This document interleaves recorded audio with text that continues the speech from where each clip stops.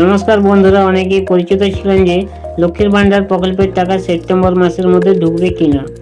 বর্তমানে যেখানে প্রতিবাদ চলছে টাকা তো ক্যান্সেল করে দেওয়া হয়েছে, পরবর্তী সময়ে দেবে, কিন্তু 5 তারিখে ট্যাব কেনার টাকা দেওয়ার কথা ছিল, সেটা ক্যান্সেল করে দিয়েছে। তারপর পুজোর অনুদান দেওয়া, সেটাও 5 তারিখ পর্যন্ত স্থগিত রাখা হয়েছে। এর মধ্যে কিন্তু খুশির খবর, লক্ষ্মীর ভান্ডার প্রকল্পের টাকা আজ 6 তারিখ দুপুরের পর থেকে প্রথম লটের টাকা ঢোকা শুরু হয়ে গিয়েছে। অনস্ক্রিনে দেখতে পাচ্ছেন আপনারা। ওনার টাকা ঢুকেছে 6 তারিখ 2024। এখানে ট্রানজ্যাকশন ডিটেলস ও মোবাইল নাম্বারে লক্ষ্মীর ভান্ডার স্কিম মেসেজ এসেছে। এই মেসেজে লেখা রয়েছে অ্যাকাউন্টে 1000 টাকা ক্রেডিট করা হয়েছে, অর্থাৎ এই উপভোক্তাটা উনি জেনারেল, ওনার অ্যাকাউন্টে 1000 টাকা ক্রেডিট হয়েছে।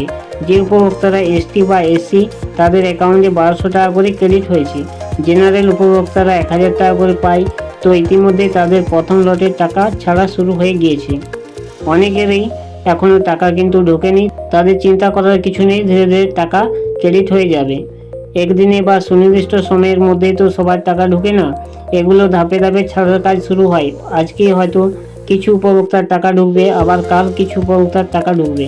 তো আপনারা টাকা না ঢুকলে অপেক্ষা করুন, কারণ সকলেরই সেপ্টেম্বর মাসের যে স্ট্যাটাস, এখানে পেমেন্ট প্রসেস চলে এসেছে, সকলেই টাকা পাবেন। টাকা দেওয়া বন্ধ হয়ে গেল বা সেপ্টেম্বর মাসে টাকা দেবে না, এরকম কোনো ব্যাপার নয়। টাকা ছাড়ার কাজ শুরু হয়ে গিয়েছে, লাইভ প্রমাণ দেখিয়ে দিলাম। এবার আপনারা অপেক্ষা করুন, ধাপে ধাপে ব্যাংক অ্যাকাউন্টে টাকা ক্রেডিট হয়ে যাবে। আর বৃদ্ধ ভাতা, বিধবা ভাতা, প্রতিবন্ধী ভাতা, জয় তপশিলি বন্ধু, এই সকল প্রকল্পের টাকা কারো ব্যাংকে এখনও ঢোকেনি। আশা করি এই মাসের 15 তারিখের মধ্যে ঢুকে যাবে। তো বন্ধুরা, চ্যানেলে নতুন হয়ে থাকলে চ্যানেলটি সাবস্ক্রাইব করতে ভুলবেন না।